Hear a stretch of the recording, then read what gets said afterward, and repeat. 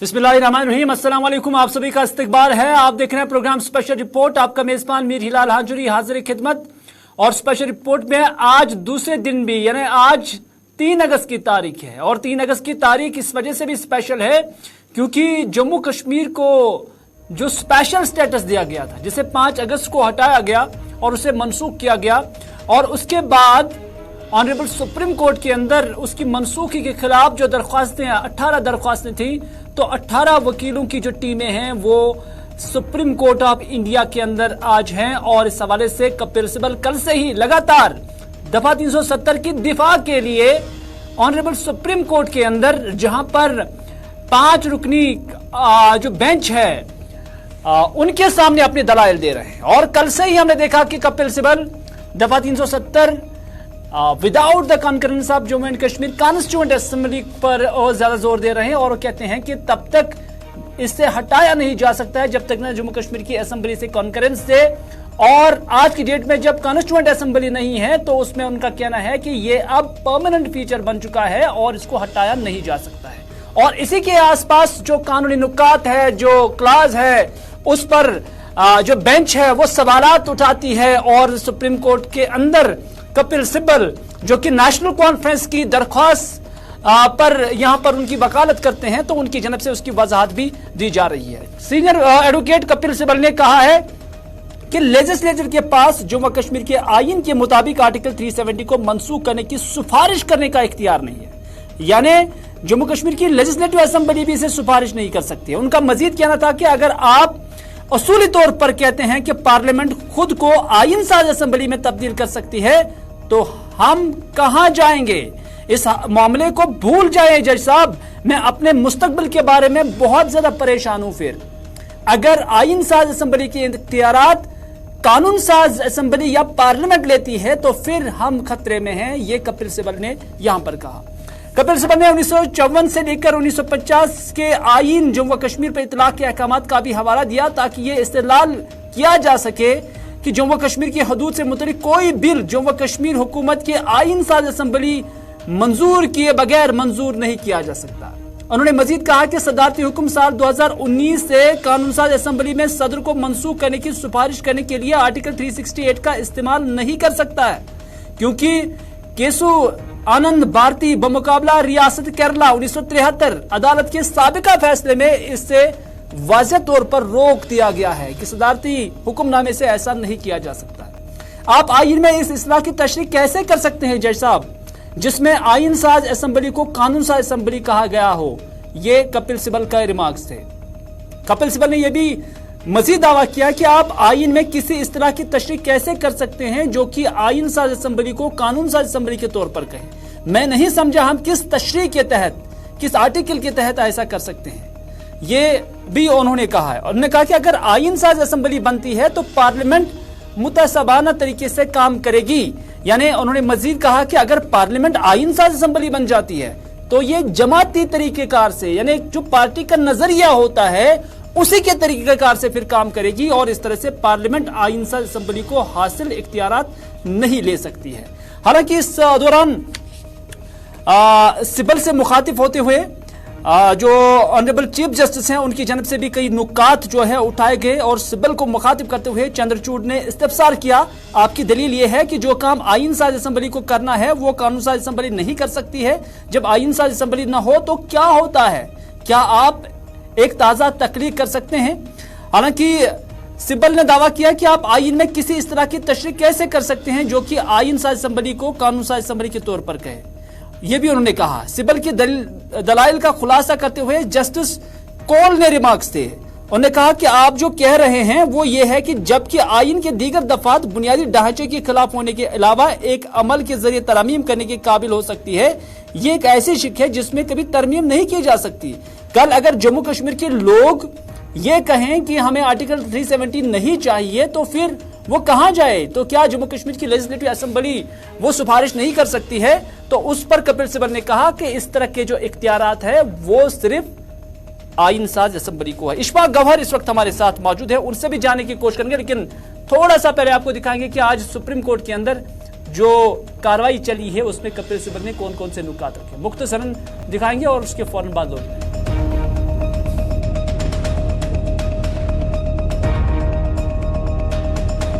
orders hereafter were with respect to 1954 constitutional order. Because 1950 was superseded by 1954. So every other order was under 54. Now let me just show that, Your Lordship. The following order made by the President is published for general information. The Constitution. Just 1 second. I just need only 1 minute to I'm sorry. get back. I'm sorry. I was focusing on something in the Constitution.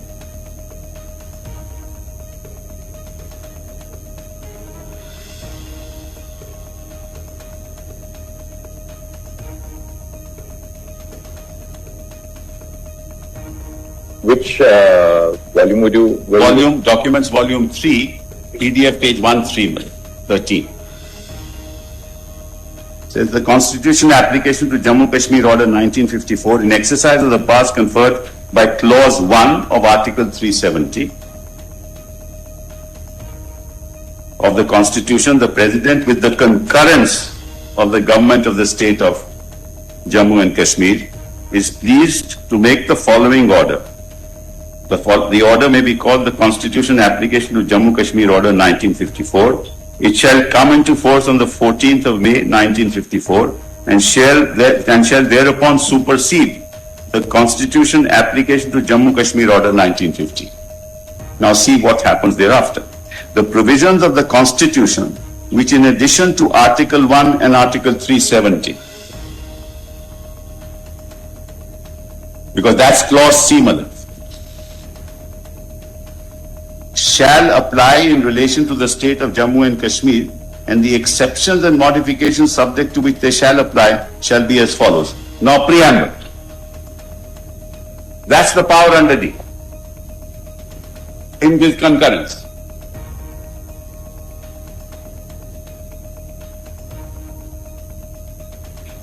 So, Mullahs, you see part 1 to Article 3, there shall be added the following further proviso.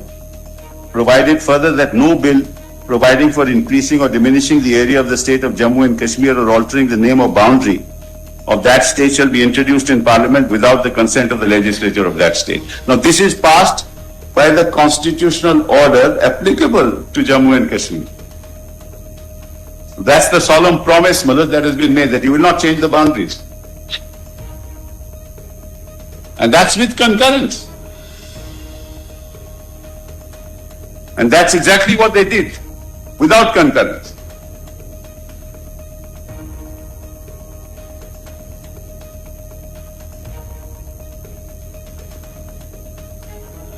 Mr. Sibal, why is it that, what is the distinction between the consultation with the government of the state, which is referred to in the first proviso to D, and in clause 1 of B? Because clause 1 of B also refers to consultation with the government of the state, and the first proviso to D also refers to consultation with the government of the state. So it shouldn't be a surplusage. There has to be a meaning for why there's two separate provisions in relation to the same. I must explain that. I must explain that. Because if you look at Muller's B1, it says make law.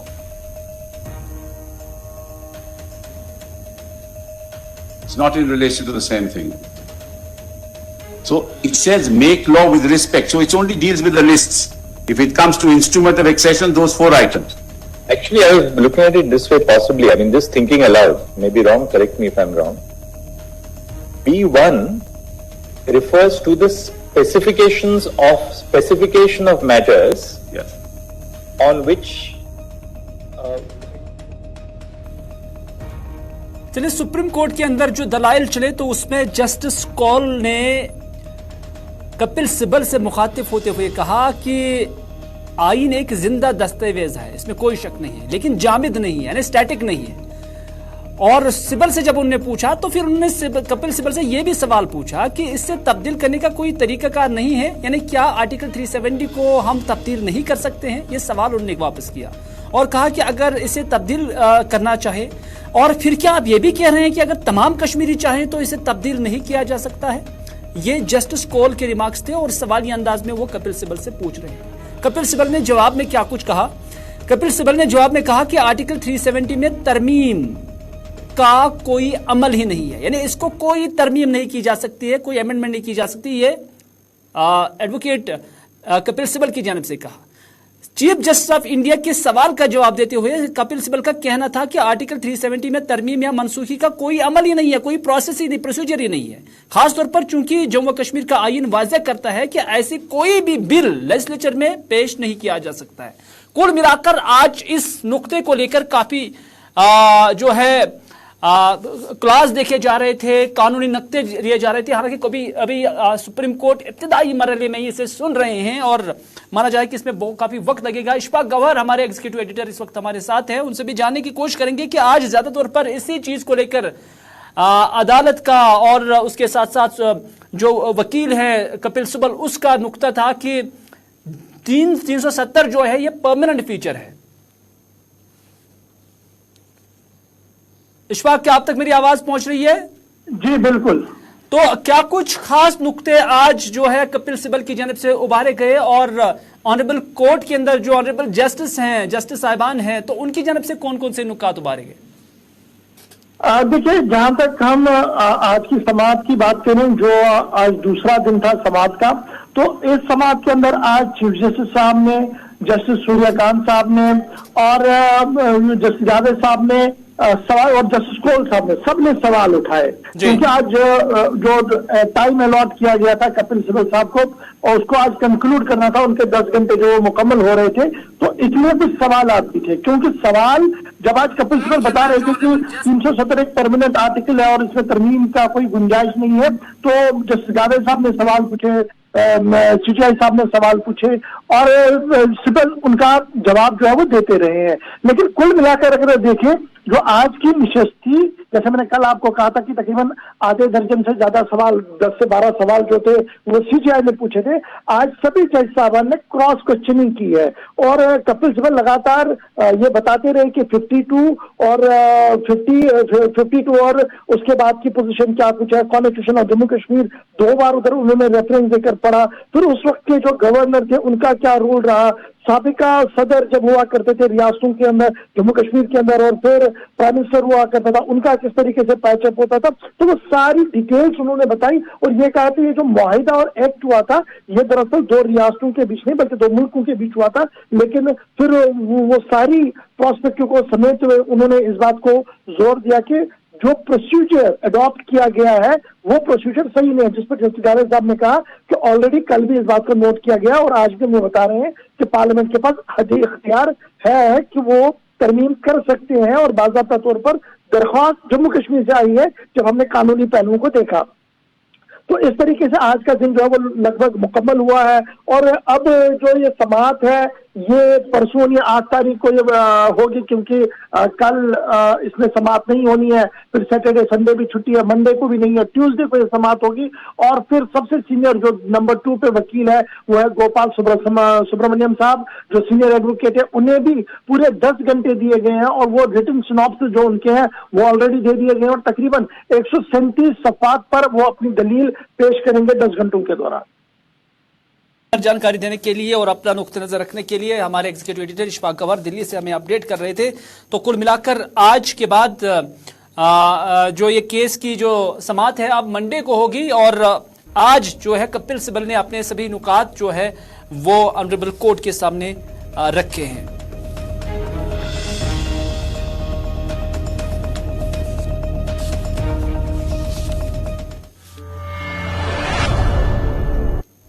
Mohammad Yusuf Tarigami CPIM के leader जो कि दरखास्त गुजार है supreme court के अंदर article 370 के हवाले से, उन्होंने कहा कि 5 अगस्त के फैसले से अवाम के हुकूक काफी मुतासिर हो गए हैं और 5 अगस्त साल 2019 को जो कुछ हुआ है तो सरकार ने उस वक्त जो हुकूक जम्मू कश्मीर के अवाम के वो छीने हैं और उन्होंने कहा कि जम्मू कश्मीर के लोग भी इस मुल्क के शहरी हैं और इन्हें भी वकार से जिंदा रहने का भरपूर हक है। मोहम्मद यूसुफ तारिगामी आपको बताते चले कि उन्होंने कहा कि जम्मू कश्मीर के अवाम को आईन ने जो हक दिया है वो उन्हें मिलना चाहे, लेकिन साथ ही साथ उन्होंने ये भी कहा कि उन्हें उम्मीद है कि ऑनरेबल सुप्रीम कोर्ट की जानिब से जम्मू कश्मीर के अवाम को इंसाफ दिया जाएगा।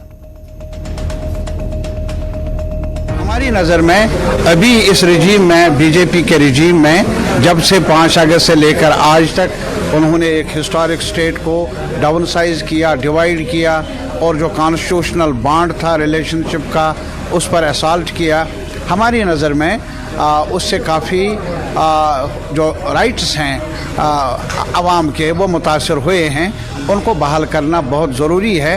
वो भी इस देश के सिटीजन्स हैं, शहरी हैं, उनको भी एक वक़ार से ज़िंदा रहने का अधिकार मिलना चाहिए। जो कॉन्स्टिट्यूशन ने ज़मानत दी थी उसी के मुताबिक उनके हुकूक बहाल किए जाए। हमें उम्मीद है क्या जो सरकार ने हमसे लिया उसको कॉन्स्टिट्यूशन।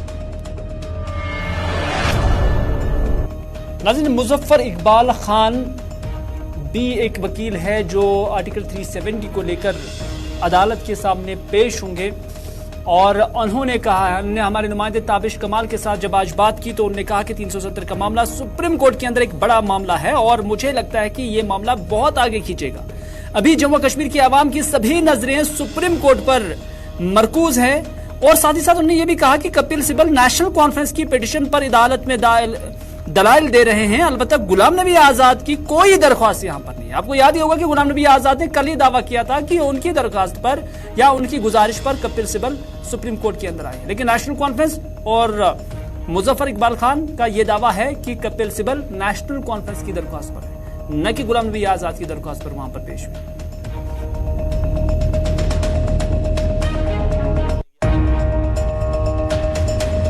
बहुत मुश्किल है। अभी इसके बाद सिब्बल साहब के बाद जो मेरे वाली पिटीशन है उसमें गोपाल सुब्रमण्यम साहब आर्गू करने आएंगे, तो मुझे लगता है कि भाई इसमें टाइम तो लगेगा, क्योंकि इशू ही इतना बड़ा है।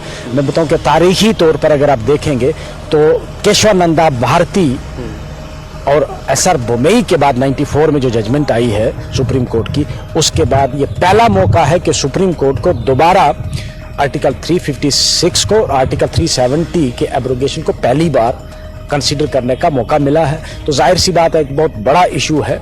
और ये भी मैं बता दूं कि जम्मू कश्मीर के आवाम की नजरें जो हैं इस वक्त वो सुप्रीम कोर्ट पर टिकी हुई हैं। अच्छा, एक बहुत अहम चीज़ ये है कि क्या इस जो पिटिशनर्स हैं या कपिल सिब्बल साहब क्या गुलाम नबी आज़ाद साहब की तरफ से अपेयर हुए हैं, या गुलाम नबी आज़ाद साहब की भी कोई पिटिशन है यहाँ पर? बिल्कुल नहीं, ना तो गुलाम नबी आज़ाद साहब की कोई पिटिशन है, ना ही कोई इंटरवेंशन एप्लीकेशन है। और कल जिसमें आर्गूमेंट स्टार्ट हुए हैं वो नेशनल कॉन्फ्रेंस की पिटिशन है। नेशनल कॉन्फ्रेंस के 2 मेंबर पार्लियामेंट हैं, अकबर लोन साहब और जस्टिस मसूदी साहब, क्योंकि फारूक साहब और उमर साहब दोनों उस वक्त कैद थे, वो एफिडेविट फाइल नहीं कर सकते थे, तो उनकी डायरेक्शन पे मसूदी साहब ने और अकबर लोन। इधर नेशनल कॉन्फ्रेंस भी मुतहरिक हो गई है, क्योंकि गुलाम नबी आजाद साहब का जब कल का बयान आया तो उसके बाद नेशनल कॉन्फ्रेंस के कीमों के अंदर जरूर यह हलचल मच गई कि जनाब कपिल सिब्बल तो हमारे वकील है, तो फिर दूसरी पार्टी दावा क्यों करती? तो इस हवाले से अब्दुल मजीद लारमी जो कि साबिका एमएलए हैं, उनकी जानिब से कहा गया कि 370 पर हम एक होकर हमें बात करनी चाहिए, न कि सियासत करनी चाहिए या क्रेडिट हासिल करने की जरूरत है। उन्होंने कहा कि जम्मू कश्मीर से ताल्लुक रखने वाले एक बड़े लीडर का, और हालांकि उन्होंने गुलाम नबी आजाद का नाम नहीं लिया, लेकिन गुलाम नबी आजाद ने खुद अपने आप को इस हवाले से पब्लिसिटी दी है सोशल मीडिया से लेकर दूसरे प्लेटफॉर्म पर। उन्होंने कहा कि उस लीडर का ये दावा है कि कपिल सिब्बल उनके कहने पर अदालत में हाजिर हैं। दरअसल उन्होंने अपनी जानिब से कोई पिटीशन भी वहां पर दायर नहीं की।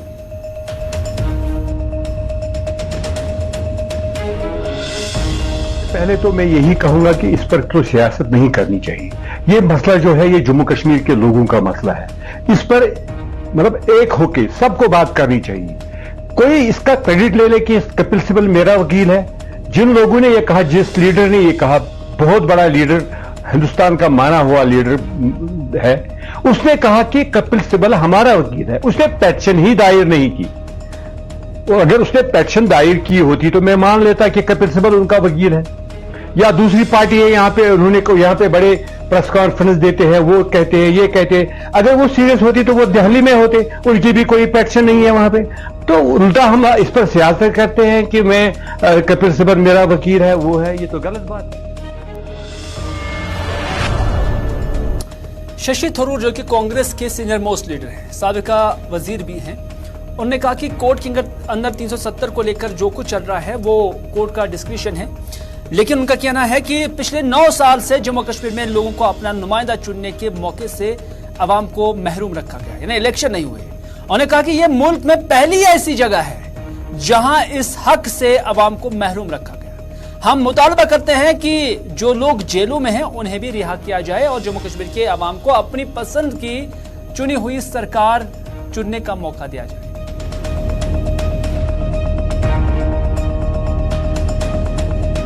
यह है कि कोर्ट में जो चल रहा है तो कोर्ट का हक है, हम तो उसके बारे में कहना भी ठीक नहीं है, लेकिन हम चाहते हैं जैसे कि इस रिपोर्ट में कहते हैं कि जल्द से जल्दी ये पॉलिटिकल डिटेनीज जो अब भी अरेस्ट में है उनको छोड़ दीजिए, कि बेल हमारे देश में बेल नॉट जेल कहा जाता है, ये हमारे हर नागरिक का अधिकार है, मतलब हक है, ये देना चाहिए। और जितनी भी जल्दी हम असेंबली इलेक्शंस कर सके, क्योंकि 9 साल से जम्मू एंड कश्मीर की जनता को अपने ही प्रतिनिधियों को सेलेक्ट करने के लिए चुनाव नहीं हुए हैं, और भारत में ऐसी कोई जगह नहीं जहां 9 साल में एक राज्य जहां इलेक्शंस होते थे, चुनाव होते थे, कि 9 साल से नहीं हुए हैं, ये ठीक नहीं है। और हम सब कहेंगे कि चुनाव जल्दी हो जाए और इसमें से लोगों को अपने ही प्रतिनिधियों को चुन के बैठ के। आज के स्पेशल रिपोर्ट में बस इतना ही। अपने मेजबान को दीजिए इजाजत, इस वादे के साथ कि अगर जिंदगी रही तो आपसे फिर होगी मुलाकात। तब तक के लिए खुदा हाफिज, फिर अमान।